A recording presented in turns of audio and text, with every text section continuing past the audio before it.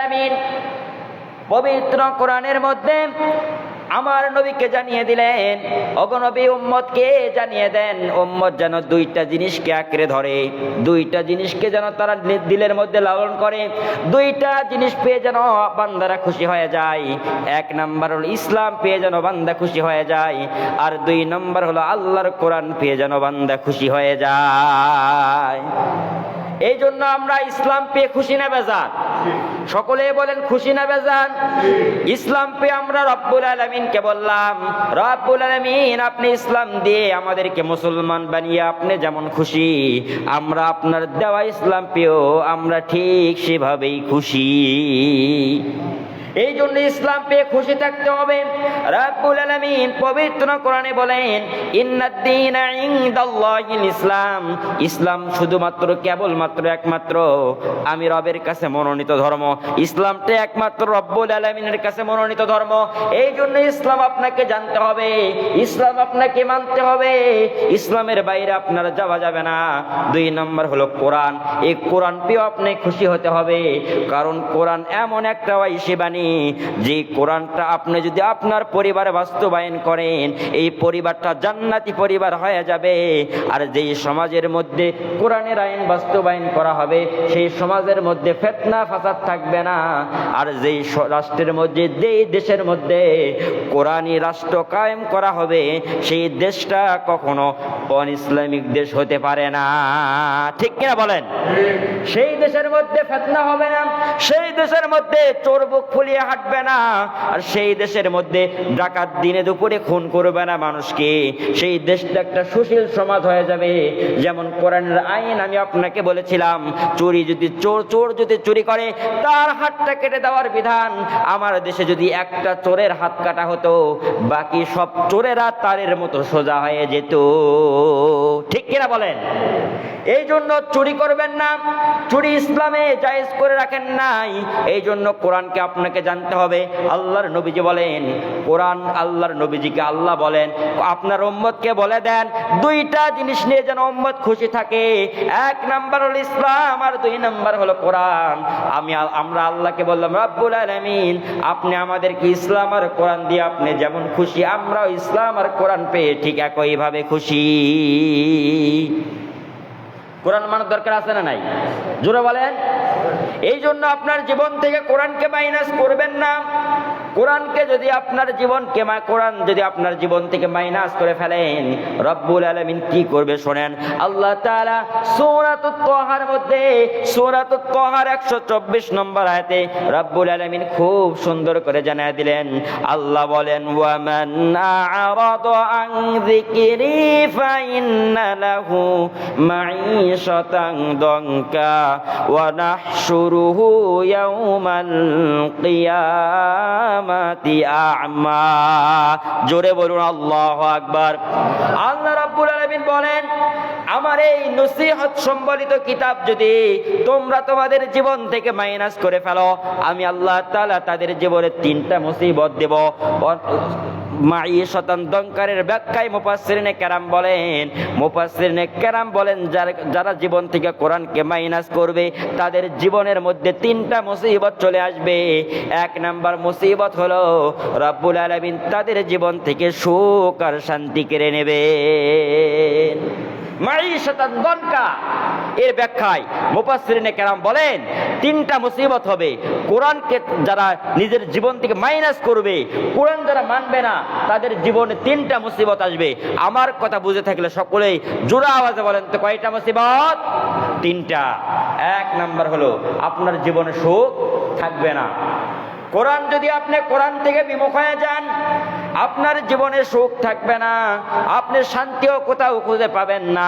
হয়তো আপনার কোটি কোটি টাকা থাকতে পারে, কিন্তু ডাক্তার বলবে খবরদার বেশি খাবার খাওয়া যাবে না, মেপে মেপে খেতে হবে, 4 কাপে করে খেতে হবে। অথচ আমার দেশের অনেক গরিব দেখবেন রিক্সা চালায়, হাফ কেজি চাউলের ভাত একসাথেই খেয়ে ফেলে। ঠিক কিনা বলেন? টাকা থাকলেই সুখ পাওয়া যায় না। আপনার হয়তো বা অনেক টাকা আছে, কিন্তু আপনি সুখ নাও পেতে পারেন। মাঈশাতান দনকারের ব্যাখ্যায় মুফাসসিরিনে কেরাম বলেন তার জীবন থেকে রব্বুল আলামিন সুখ কেড়ে নেবে। হয়তোবা আপনার সুন্দর স্ত্রীও থাকতে পারে, আবার ছেলে সন্তানও থাকতে পারে, টাকাও থাকতে পারে, বাড়িও থাকতে পারে, গাড়িও থাকতে পারে। ছেলে সন্তানগুলো কথা শুনবে না, বউ অন্যের বাড়িতে গিয়ে পরকিয়া করবে। আপনি কোটি কোটি টাকার মালিক, বিল্ডিং এর মালিক, ঢাকা শহরে আপনার বাড়ি। দেখবেন আপনি যদি কোরআনকে নিজের জীবন থেকে মাইনাস করে ফেলেন, তাহলে হয়তোবা এমন ঘটনা ঘটবে আপনার স্ত্রী আপনার কথা শুনবে না, অন্যের সাথে আপনার অগোচরেই পরকিয়া করবে। আপনার ছেলে সন্তানগুলো কথা শুনবে না, ছেলে সন্তানগুলো বিভিন্ন নেশার মধ্যে সম্পৃক্ত হয়ে যাবে। ইয়াবা বাবা যত সব নেশা আছে তাদের মধ্যে সম্পৃক্ত হয়ে যাবে। আবার যদি আপনাকে আপনার বাবা যদি আপনি যদি আপনার সন্তানকে নসিহত করতে যান, সন্তানকে বলতে যান বাবা এই সমস্ত অন্যায়গুলো করা হয় না, দেখবেন আপনার সন্তানের হাতে আপনি খুন হতে পারেন। এমন ঘটনা বাংলার জমিনে নাই? অনেক আছে। বাবার হাতে সন্তানের হাতে বাবা খুন হয়েছে, বাবার হাতে সন্তান খুন হয়েছে। তার কারণ হলো আপনি আপনার জীবন থেকে কোরআনকে মাইনাস করে দিয়েছেন, যার কারণে রব্বুল আলামিন আপনার জীবন থেকে সুখ আর শান্তি সব কেড়ে নিয়েছে। এই জন্য কোরআনকে আপনি আপনার জীবন থেকে মাইনাস করবেন না। কোরআন আপনি মানার চেষ্টা করবেন, কোরআন পড়ার চেষ্টা করবেন। মাঈশাতান দনকারের ব্যাখ্যায় মুফাসসিরিনে কেরাম এক নাম্বার কথা বলেছেন আল্লাহ তাআলা তার জীবন থেকে সুখ আর শান্তি কেড়ে নেবেন। আর দুই নাম্বার হলো তার কবরটা আল্লাহ সংকীর্ণ করে দেবেন। তার কবরটা রব্বুল আলামিন সংকীর্ণ করে দেবেন। এমনিতেই তো কবর 3.5 হাত। আমরা যখন মারা যাই আমাদেরকে যে কবরে দাফন করে, কবর তো এমনিতেই 3.5 হাত।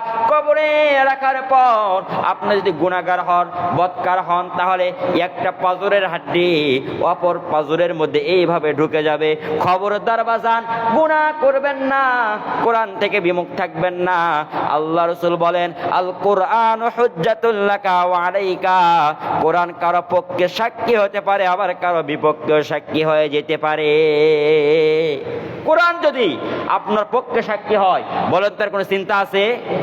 আর যদি বিপক্ষে শাস্তি, কোরআন যদি বিপক্ষে সাক্ষী হয়, আপনার নাজাত পাওয়ার কোনো উপায় আছে? কোনো উপায় নাই। এই জন্য কোরআনকে আপনি আপনার জীবন থেকে মাইনাস করবেন না। এক নাম্বার বললাম মাঈশাতান দনকারের ব্যাখ্যায় মুফাসসিরিনে কেরাম বলেছেন আপনার জীবন থেকে সুখ শান্তি আল্লাহ কেড়ে নেবেন। দুই নাম্বার আপনার কবরটা আল্লাহ সংকীর্ণ করে দেবেন। আর তিন নাম্বার হলো আল্লাহ বলেন ওয়া নাহশুরুহু ইয়াউমাল কিয়ামাতি আ'মা। আল্লাহ রাব্বুল আলামিন কোরআন যদি আপনি কোরআন থেকে বিমুখ হয়ে যান, রব্বুল আলামিন আপনাকে কিয়ামতের দিন অন্ধ করে তুলবে। কিয়ামতের দিন আপনাকে অন্ধ করে তুলবে।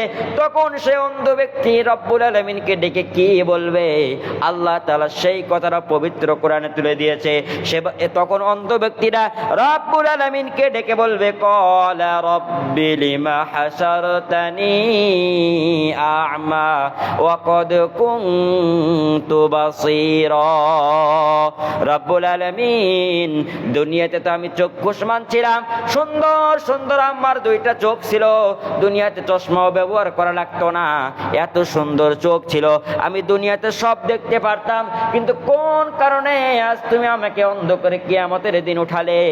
রব্বুল আলামিন তখন সেই অন্ধ ব্যক্তির জবাবে কি বলবেন রব্বুল আলামিন সেটাও পবিত্র কোরআনে তুলে দিয়েছেন। তখন আল্লাহ তাআলা বলবেন ক্বালা কাযালিকা আতাতকা আয়াতুনা ফানাসিতাহা ওয়া কাযালিকাল ইয়াউমা তুনসা। জোরে বলুন আল্লাহু আকবার। আল্লাহ রাব্বুল আলামিন বলবেন ও গোলাম, তাকে দেখো আমার নসিহত সম্বলিত কিতাব তোমার সামনে ছিল, তুমি আমার দেওয়া চোখ দিয়ে সেই আমার নসিহত সম্বলিত কোরআন দেখো নাই, বিভিন্ন ধরনের নাট্য বই দেখেছ, তোমার বাড়িতে বিভিন্ন ধরনের খারাপ জিনিস ছিল সেগুলো দেখেছ, বাড়িতে অনেক কিছু দেখেছ, তোমার স্ত্রীকে দেখেছ, তোমার মাকে দেখেছ, তোমার বাবাকে দেখেছ, কিন্তু আমার সেই নসিহত সম্বলিত কোরআনকে তুমি চোখে দেখো নাই, যার কারণে আমি রব্বুল আলামিন আজ কিয়ামতের দিন তোমাকে অন্ধ করে তুলে দিলাম। বলেন কোরআনকে আপনার জীবন থেকে মাইনাস করা যাবে? যুবক ভাইয়েরা, আপনার বাড়িতে বই রাখার তাকের মধ্যে বিভিন্ন ধরনের বই আপনি রাখেন। আপনি রবীন্দ্রনাথের বই রাখেন, কাজী নজরুলের বই রাখেন, অনেক নাটকের বই রাখেন, অনেক গল্পের বই রাখেন, অনেক উপন্যাসের বই রাখেন। কিন্তু আমি আপনাকে অনুরোধ করব, আপনি মুসলিম হিসাবে আপনার 30 পারা কোরআন আপনার তাকের মধ্যে রাখা দরকার আছে না নাই? এই জন্য আপনি কোরআন রাখেন, কোরআনের সাথে আপনার জীবনটাকে সাজান।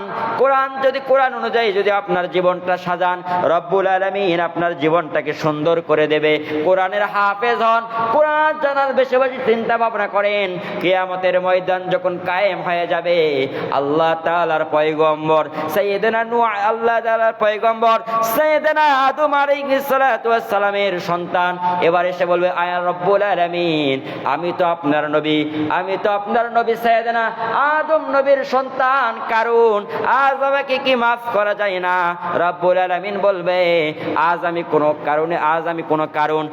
আমি আদম নবীর সন্তানকে চিনি না। এরপরে নূহ আলাইহিস সালাতু ওয়াস সালামের সন্তান কেনান চলে আসবে। কেনান এসে বলবে, রব্বুল আলামিন, আমি আপনার নবী নূহের সন্তান, আজকে আমাকে মাফ করা যায় না। আল্লাহ বলবে, না না না, কোন নূহ নবীর সন্তানকে আজ চিনি না। এবার সাইয়েদনা ইব্রাহিম আলাইহিস সালাতু ওয়াস সালামের বাবা আসবেন। ইব্রাহিম আলাইহিস সালাতু ওয়াস সালামের বাবা এসে বলবে, রব্বুল আলামিন, আমি আপনার পয়গম্বর সাইয়েদনা ইব্রাহিম আলাইহিস সালাতু ওয়াস সালামের বাবা, আজকে কি আমাকে মাফ করা যায় না? আল্লাহ বলবে, আমি কোন ইব্রাহিমের বাবাকে চিনি না। এরপরে হাফেজে কোরআন এসে বলবে, রব্বুল আলামিন, আমি দুনিয়াতে হাফেজে কোরআন ছিলাম, আজকে আমাকে মাফ করা যায় না। আল্লাহ বলবে, ও হাফেজে কোরআন, তোরই তো অপেক্ষায় ছিলাম। ইকরা ওয়ারতাকি ওয়ারাতিল কামা কুনতা তুরাতিল ফিদ দুনিয়া ফা ইন্না মানজিলাকা ইনদা আখিরি আয়াতিন তাকরাউহা। আল্লাহ বলবে, হাফেজে কোরআন, আমি তোরই অপেক্ষায় ছিলাম, একটা করে আয়াত পর আর একের তলার মালিক হয়ে যা। বলি সুবহানাল্লাহ। আল্লাহ হাফেজে কোরআনের জন্য এত আল্লাহ তাআলা অফার দিয়েছেন। হাফেজে কোরআনের জন্য কিয়ামতের ময়দানে এত বেশি সম্মান রব্বুল আলামিন রেখেছেন। কিয়ামতের মাঠ যখন কায়েম হয়ে যাবে, হাসরের ময়দান থেকে এক ধরনের মানুষ দেখতে পারবে, কিছু কিছু মানুষের মাথা থেকে নূরের ঝলক বের হচ্ছে, মনে হয় যেন আগুন বের হচ্ছে তার মাথা থেকে, এত সুন্দর নূরের তাজাল্লি বের হবে। অন্যান্য ব্যক্তিরা বলবে, এরা কারা, যার কারণে এদের মাথা থেকে এরকম নূর আলো ফিনকি দিয়ে বের হচ্ছে।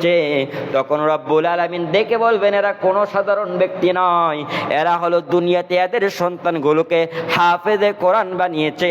আর সেই হাফেজে কোরআনের মা বাবাকে আমি আল্লাহ তাআলা কিয়ামতে এমন সম্মানিত করে দিয়েছি। আপনাদের সন্তানকে হাফেজে কোরআন বানাবেন তো? বলেন, বানাবেন তো? কোরআন শিখাবেন তো ইনশাআল্লাহ? আজ আমি আপনাদের সামনে আলোচনা করব কোরআনের 8টা হক সম্পর্কে। আমার সঙ্গে হকগুলো মুখস্থ করতে হবে, পারবে তো ইনশাআল্লাহ? 8টা হক আছে। আপনার মা বাবার প্রতি আপনার একটা হক আছে না? আছে কি না? সবাই কথা বলতেছেন না, নাই মনে হয়, আছে কি না? ঠিক, কোরআনেরও হক আছে। কোরআনের মোট 8টা হক। জোরে বলেন, কয়টা? 1 নাম্বার হলো, কোরআনের হক হলো কোরআন শুদ্ধ করে পড়তে হবে। কোরআন শুদ্ধ করে পড়তে হবে। আমাদের সমাজে অনেক ব্যক্তি দেখবেন কোরআন শুদ্ধ করে পড়তে পারে না, আছে না? আলহামদুলিল্লাহি রাব্বিল আলামিন, ভালো করে পড়তে পারে না। কোরআন শুদ্ধ করে পড়বেন। কোরআন যদি অশুদ্ধ করে পড়েন, আপনার নামাজ হবে না। নামাজ না হওয়ার 1 নম্বর শর্ত হলো নামাজে অশুদ্ধ পড়া। এই জন্য আপনাকে শুদ্ধ করতে হবে। দেখেন, আল্লাহ তাআলার ছোট্ট একটা সূরা আমরা সকলেই পারি এবং নামাজে ওই সূরাটা পড়ি, যেমন কুল হুয়াল্লাহু আহাদ। আল্লাহ তাআলা এখানে বড় কাপ বলেছেন কুল হুয়াল্লাহু আহাদ। আপনারা যদি এখানে কুল হুয়াল্লাহু আহাদ বলেন, তাহলে কুল হুয়াল্লাহু আহাদের অর্থ আসবে বলো আল্লাহ এক। আর যদি বলেন কুল হুয়াল্লাহু আহাদ, তাহলে অর্থ আসবে খাও আল্লাহ এক। কি বুঝলেন বলেন? আপনি যদি বলেন কুল হুয়াল্লাহু আহাদ, তাহলে হবে বলো আল্লাহ এক, অর্থ হবে সহিহ। আর যদি আপনি বলেন কুল হুয়াল্লাহু আহাদ, তাহলে অর্থ হবে খাও আল্লাহ এক, গলত, অর্থের মধ্যে বিগড়ে যাবে, আপনার নামাজ হবে না। আপনি এত বই পড়তে জানেন, এত কিছু পড়তে জানেন, মনে করেন আপনার সন্তানের পরীক্ষার রেজাল্ট আসার কথা 8-12টার সময়, 8-12টার সময় একটা মেসেজ চলে আসলো, ইংলিশে লেখা আছে, আপনি মেসেজ পড়তে পারেন না। আপনি পাশের বাড়ির সলিমুল্লাহ ভাই হয়তোবা মেট্রিক পাস করছে কিংবা মাস্টার মানুষ, তার কাছে গিয়ে বলেন ভাই আমার মেসেজটা কি বলেন একটু পড়ে শোনান তো, বলেন কি বলেন না? রাত 12টার সময় তাকে ঘুম থেকে উঠায় আপনি মেসেজ পড়ে নিলেন, কারণ এর মধ্যে দুনিয়ার স্বার্থ আছে। আপনি কোরআন পড়তে পারলেন না, কোরআন জানলেন না, কোনোদিন কোনো হুজুরকে বলেন নাই হুজুর আমাকে একটু কোরআনটা শিখান তো, আল্লাহ কোরআনের মধ্যে কি বলে, কারণ এই জিনিসটা আপনারা তো গুরুত্ব নাই। চিন্তা করে দেখেন আল্লাহ তাআলার এত দামি একটা কিতাব কোরআন, এই কোরআন পড়ার জন্য, এই কোরআন শিখার জন্য আপনার মন মানসিকতা কাজ করে না, কিন্তু সামান্য দুনিয়ার লোভে আপনি একটা মেসেজ পাওয়ার পর আপনি যেখান থেকে মেসেজের সলিউশন পাওয়া যাবে সেখানে দৌড়ান, কিন্তু কোরআন শেখার জন্য মুসলমানের কখনো একটু আগ্রহ জাগে না। আমি পড়তে পারি না, যাই পারে তার কাছে গিয়ে একটু কোরআনটা শিখি, ঠিক কিনা বলেন? এই জন্য কোরআন শেখার দরকার আছে না নাই? আপনি মুরব্বী হয়ে গেছেন, আপনি অভিযোগ করেন হুজুর মুখে তার ভিড়ে না, মুখে তার ভিড়ে না, দুনিয়ার সব ভিড়ল, কোরআন ভিড়ে না কেন বাবা? চেষ্টা করবেন যতটুকু পারবেন, চেষ্টা করবেন যতটুকু পারেন, চেষ্টা করেন, না হলে আল্লাহ তো দেখতেছেন, ঠিক না? এই জন্য কোরআনের 1 নম্বর হক কি বললাম? কোরআনকে শুদ্ধ করে পড়তে হবে, পারবেন তো ইনশাআল্লাহ। আর 2 নাম্বার হলো কোরআন বেশি বেশি তেলাওয়াত করতে হবে। কোরআন বেশি বেশি কি করতে হবে? তেলাওয়াত করতে হবে। কোরআন এমন একটা কিতাব, এই কিতাবে একটা হরফ পড়লে আল্লাহ 10টা নেক আপনাকে দিয়ে দিবে। সুবহানাল্লাহ পড়তে পারলেন না? একটা হরফ পড়লে 10টা নেক আল্লাহ দিয়ে দিবেন। কোরআন পড়লে আপনার ঈমান বৃদ্ধি পাবে।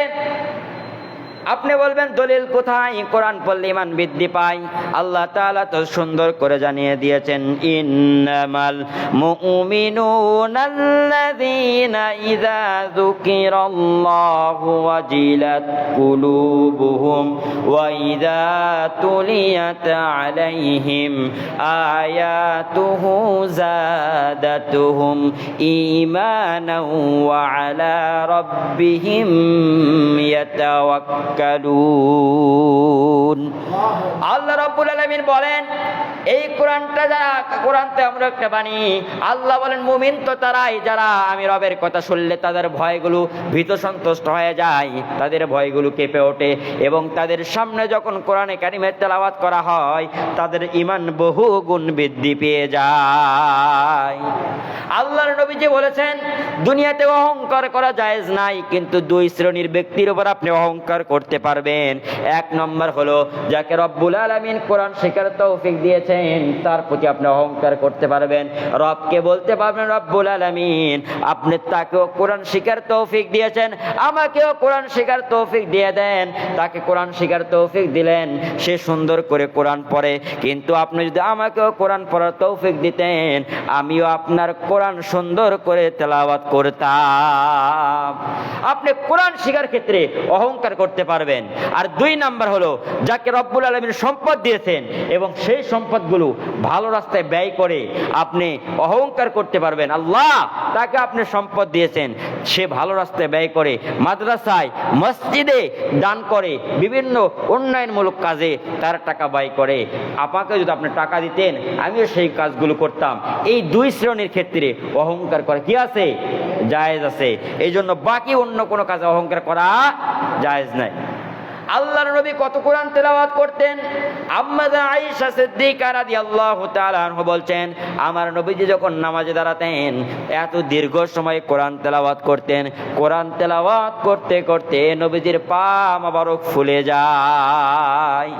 নবীজির পা মোবারক কোরআন তেলাওয়াত করতে করতে ফুলে যেত। এত দীর্ঘ সময় নবীজি কোরআন তেলাওয়াত করত। আর নবীজির উম্মত সূরা ফাতিহার কুল আল্লাহ দিয়ে নামাজ শেষ করে, ঠিক কিনা বলেন? এই জন্য কোরআন বেশি বেশি তেলাওয়াত করবেন। করবেন তো? জোরে বলেন ইনশাআল্লাহ বলেন। এই জন্য 2 নাম্বার গুণ বললাম। 2 নম্বর গুণ হলো কোরআনের হক হলো কোরআন বেশি বেশি আপনি তেলাওয়াত করতে হবে। আর 3 নম্বর হলো পরিবারের লোকদেরকে কোরআন শেখানো। পরিবারের লোকদেরকে কোরআন শিখাবেন। আপনি কোরআন পড়তে জানেন কিন্তু আপনার পরিবারের লোক কোরআন পারে না, তা হবে না। আল্লাহ বলেন কু আনফুসাকুম ওয়া আহলিকুম নারা, নিজে জাহান্নামের আগুন থেকে বাঁচাও, পরিবারকে জাহান্নামের আগুন থেকে বাঁচাও। আপনার সন্তানকে কোরআন শেখাবেন। দেখেন আমাদের সমাজের মধ্যে সন্তান যখন ছোট্ট থাকে, ছোট্ট সন্তানকে আমরা টিকা দেই কি দেই না বলেন? সন্তানকে টিকা দেই।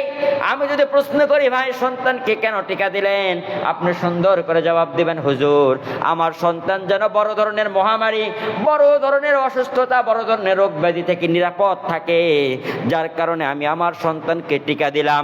এই সন্তানের শারীরিক সুস্থতার জন্য, এই সন্তানের শরীর ভালো রাখার জন্য আপনি সন্তানকে একটা টিকা দিলেন, কিন্তু আল্লাহ তাআলার তো একটা কোরআনের টিকা আছে না নাই? এই সন্তানকে যদি কোরআনের টিকা না দেন, এই সন্তানগুলো বড় হলে কিন্তু ঈমান রক্ষা করা মুসিবত হয়ে যাবে। আপনি যদি সকালবেলা একটা ঘুমোতে উঠে শশার মূলা খান, সারাদিন কোরমা পোলাও অনেক কিছু খালেন, সন্ধ্যাবেলায় ঢেকুর উঠলে কিসের উঠবে বলেন তো? বলেন কিসের উঠবে বলেন? সকালবেলা একটা শশা কিংবা মূলা খালেন, সন্ধ্যাবেলায় সারাদিন কোরমা পোলাও অনেক কিছু খাচ্ছেন, সন্ধ্যাবেলা একটা ঢেকুর উঠলো, কিসের উঠবে? শশার মূলার উঠবে। এই জন্য আপনার সন্তানকে ছোটবেলায় কোরআনের শিক্ষা দেন, এরপরে ডাক্তার বানান, মাস্টার বানান, ইঞ্জিনিয়ার বানান, কোনো কিছুতে বাধা নাই। কোরআন বাধাও দেয় না, ইসলাম বাধাও দেয় না, কিন্তু সন্ধ্যাবেলায় যখন টেবিলের তলতে ঘুষ খাইতে যাবে, সকালবেলায় কোরআনের ঢেকুর উঠবে। ঠিক কিনা বলেন? সকালবেলায় কোরআনের ঢেকুর উঠবে। সকালবেলায় শশার মূলা খাওয়ার কারণে সারাদিন কোরমা পোলাও অনেক কিছু খালেন, সন্ধ্যাবেলায় একটা ঢেকুর উঠলে কোরমার পোলাওয়ের ঢেকুর না ওঠে, শশার মূলায়ের ঢেকুর যেমন ওঠে, ঠিক আপনার সন্তানকে ছোটবেলায় কোরআনের শিক্ষা যদি দিতে পারেন, সারাদিন সে মাস্টার হবে, ইঞ্জিনিয়ার হবে, যা কিছুই হোক না কেন, সন্ধ্যাবেলায় একটা ঢেকুর উঠলে সে ইমানের ঢেকুর উঠবে। সন্ধ্যাবেলায় টেবিলের তলতে ঘুষ খাওয়ার বান্দা সুযোগ পাবে না। ঠিক কিনা বলেন? এই জন্য সন্তানকে কোরআনের শিক্ষা দেন। এই সন্তানগুলো যদি ছোটবেলায় কোরআন শিক্ষা করে, আর এরপরে মাস্টার হলে সেই সন্তানটা খারাপ মাস্টার হবে না। এই সন্তান যদি ছোটবেলায় ডাক্তার হয়ে যায়, সে সন্তান কসাই ডাক্তার হবে না। এই সন্তান ছোটবেলায় কোরআনের শিক্ষা পাওয়ার পর যদি ইঞ্জিনিয়ার হয়ে যায়, এই সন্তানগুলো কখনো রডের বদলে বাঁশ দিবে না। ঠিক কিনা বলেন? এই সন্তানগুলোকে আপনি কোরআন পড়ান, এই সন্তানগুলোকে কোরআন শিক্ষা দেন। কোরআন যদি আপনি না শিক্ষা দেন, সন্তানগুলো সুসন্তান হিসাবে গঠিত হবে না। এই জন্য সন্তানগুলোকে আপনি কোরআন শিক্ষা দেন। আপনি শরীয়তে যদি ছোটবেলায় শরীয়তে যদি সন্তানকে ওযু পড়ান আর শরীয়তে আল্লাহ পড়ান, এই সন্তানগুলো শরীয়তে ওযু পড়ার কারণে সন্তানগুলো যখন বড় হয়ে যাবে, ওযু বানায়া আল্লাহর জন্য এসে সে নামাজের দাঁড়িয়ে 2 রাকাত সিজদা দিয়ে দেবে। আর যদি আপনার সন্তানগুলোকে ছোটবেলায় শরীয়তে ওয়াজাগর পড়ান আর শরীয়তে আপা পড়ান, এই সন্তানগুলো বড় হওয়ার পর ওয়াজাগরের মতো মেজাজ নিয়ে আপাদের সঙ্গে প্রিজিং করবে। ঠিক কিনা বলেন? এই জন্য আপনি কখনো এমন মনে করবেন না আপনার সন্তানকে আপনি কোরআন না শিখে বাহ্যিক শিক্ষা দেবেন। বাহ্যিক শিক্ষা দেন, তাতে ইসলাম বাধা দেয় না। আমার সমাজে ডাক্তারের দরকার আছে, আমার সমাজে মাস্টারের দরকার আছে, আমার সমাজে ইঞ্জিনিয়ারের দরকার আছে, আমার সমাজে সব শ্রেণী ব্যক্তির দরকার আছে। কিন্তু আমি আপনাকে করজোর অনুরোধ করব, এই সন্তানগুলোকে ডাক্তার আর মাস্টার বানানোর পূর্বে সন্তানগুলোকে একবারে কোরআন সন্তানের সিনার ভিতরে ঢুকিয়ে দেন। পারবেন তো ইনশাআল্লাহ? সন্তানগুলোকে কোরআন পড়ান, বেশি বেশি কোরআন তেলাওয়াত করেন। আপনি যদি মারা যান, সন্তানগুলোকে কোরআন শেখানোর কারণে এই সন্তানগুলো কিন্তু আপনার কবরে হাত তুলবে। আমার ছোট্ট একটা ওয়াকিয়া ঘটনা মনে পড়ে গেল। সাইয়েদনা ঈসা আলাইহিস সালাতু ওয়াস সালামের জামানায় একজন ব্যক্তি ছিল, এমন কোনো অন্যায় নাই সে করে নাই। জিনা করেছে, মানুষকে খুন করেছে, পাপাচার করেছে, বিভিন্ন ধরনের অন্যায় সে করেছে। কিন্তু দুনিয়া থেকে যাবার পূর্বে তার গর্ভের একটা সন্তান সন্তান রেখে গিয়েছিল স্ত্রীর গর্ভে। এই সন্তানটা রেখে যাওয়ার পর স্ত্রীকে বলেছিল, এই সন্তানটা যদি ছেলে হয় মাদ্রাসায় ভর্তি করে দিবা, মেয়েও যদি হয় এই সন্তানটাকে দিনের জন্য দিয়ে দিবা। কিন্তু আল্লাহর কি কুদরতের কারিশমা, সন্তানটা একটা ছেলে সন্তান ভূমিষ্ঠ হয়ে গেল। এরপরে তার মা পর্যায়ক্রমে তাকে বড় করলো। 7 বছর বয়স যখন হয়ে গেল, সেই সন্তানটাকে ডেকে বলতেছে, বাবা আজকে মাদ্রাসায় চলে যাও, তোমার বাবার ওসিয়ত তোমাকে যেন মাদ্রাসায় পড়াই। সেই সন্তানটা এবার মাদ্রাসায় চলে গেল। মাদ্রাসায় যাওয়ার পর প্রথম দিন তার উস্তাদ থেকে সবক দিয়েছে বিসমিল্লাহির রহমানির রহিম। এই সবক পাওয়ার পর যখন বাড়িতে চলে আসলো, বাড়িতে আসার পর তার মাকে বলল, মা আমার উস্তাদ আমার শিক্ষক আজকে আমাকে সবক দিয়েছে বিসমিল্লাহির রহমানির রহিম। সেই মা ডেকে বলতেছে, বাবা চলে যাও, ওখানে তোমার বাবার কবর, তোমার বাবার কবরটা একটু জিয়ারত করে আসো। এরপরে সেই সন্তানটা বাবার কবরের কাছে চলে গেলেন। বাবার কবরের কাছে যাওয়ার পর বাবার কবরের সামনে গিয়ে কোনো কিছু বলতে পারে না, শুধু বলে বিসমিল্লাহির রহমানির রহিম, এতটুকুই বলে, আর কিছু বলতে পারে না। আল্লাহ তাআলা রহমতে জোশ লেগে গেল। আল্লাহ তাআলা বলল, ও ফেরেশতা তাকায় দেখ, তাকায় দেখ, আমার ছোট্ট একটা বান্দা, যেই বান্দার গুনাহ লেখা কোনো শুরু হয় নাই, যে বান্দাটা মাসুম বান্দা, আমি রবকে ডেকে বলতেছে আমি নাকি রহমান, আমি নাকি রহিম। ও বান্দা, ও ফেরেশতা তাকায় দেখ, আমার ছোট্ট বান্দা যার গুনাহ লেখা শুরু হয় নাই, সে বলতেছে আমি রহমান, আমি আল্লাহ রহিম। যেই ছোট্ট বান্দা যার বাবা কবরের মধ্যে, আর সেই কবরের পাশে দাঁড়িয়ে ছোট্ট বাচ্চা বলতেছে আমি আল্লাহ রহমান, সেই বাবার কবরে আমি রব্বুল আলামিন কখনোই শাস্তি দিতে পারি না। তার কবরে আযাব হচ্ছিল শুধু সন্তানের এই বিসমিল্লাহির রহমানির রহিম বলাতে রব্বুল আলামিন তার কবরে আযাব মাফ করে দিয়েছে। বলি সুবহানাল্লাহ। এই জন্য সন্তানগুলোকে সুশিক্ষা শিক্ষিত করবেন। তো আমাদের সমাজে একটা ধারণা আছে, হুজুর মানে না খেয়ে মারা যাবে। আপনি বলেন বাংলাদেশে একটা হুজুরকে দেখান না খেয়ে মারা গেছে, দেখান তো, দেখান, আছে? কেউ আছে? কেউ নাই। কারণ আল্লাহর ঘোষণা, ওয়ামা মিন দাব্বাতিন ফিল আরদি ইল্লা আলাল্লাহি রিজকুহা, দুনিয়াতে যত মানুষ বসবাস করে সবার রিজিকের জিম্মাদারি যার হাতে। গলার আওয়াজটা বড় করে বলেন তো, তিনি কে? আল্লাহ। আপনি একটা পিপিলিকা সমুদ্রের অতল গভীরে একটা সমুদ্র কীট যে থাকে, সেটাকেও যিনি খাওয়ান, জুড়ে বলেন তিনি কে? আল্লাহ। এই জন্য আপনি চিন্তা করবেন না, কোরআন পড়বেন, আপনাকে ইজ্জতের খাওয়া যিনি খাওয়াবেন তিনি কে? আল্লাহ। এই জন্য 3 নাম্বার হক হলো পরিবারের লোকদেরকে কি করবেন? কোরআন শিখাবেন। আর 4 নাম্বার হলো কোরআন যতটুকু পারা যায় মুখস্থ করবেন। এই 20 বছর আগে সূরা ফাতিহার সূরা ইখলাস দিয়ে নামাজ শুরু করতেন, ওই 20 বছর পর একই সূরা দিয়ে নামাজ পড়েন। প্রত্যেক দিন এক আয়াত করে পড়ার চেষ্টা করেন, এক আয়াত করে চেষ্টা করলে তো 365 দিনে 365 আয়াত আপনি করতে পারবেন, ঠিক না? আপনি সাধারণ কিছু অনেক কিছু মুখস্থ করেন, কিন্তু আপনি একটা করে আয়াত তেলাওয়াত করেন। আম্মা ইয়াতাসাআলুন, একদিন মুখস্থ করলেন, শেষ। পরের দিন করলেন আনিন নাবাইল আযীম, শেষ। মানে একটা করে আয়াত মুখস্থ করেন। এইভাবে ধীরে ধীরে করতে করতে দেখবেন আপনার জেহেনের মধ্যে অনেক আয়াত আল্লাহ তাআলা দিয়ে দিবে, ঠিক না?